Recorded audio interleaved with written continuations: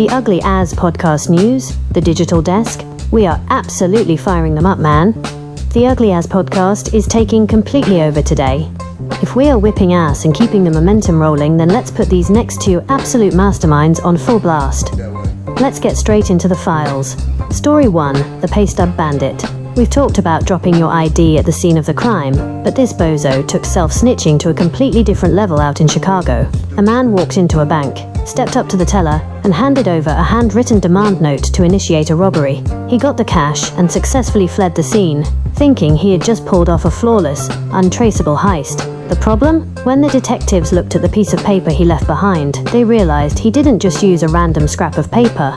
This mastermind literally wrote his robbery demand note on the back of his own personal, printed pay stub.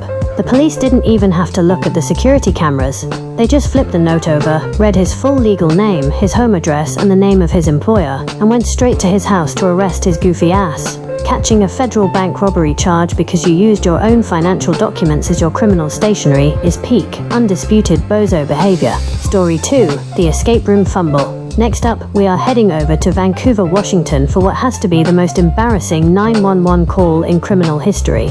A burglar decided he was going to break into a local business after hours to steal some electronics and cash.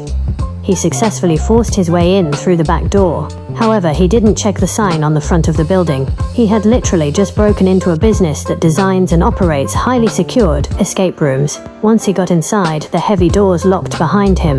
He spent hours trying to find a way out, but he simply wasn't smart enough to solve the puzzles required to unlock the exit.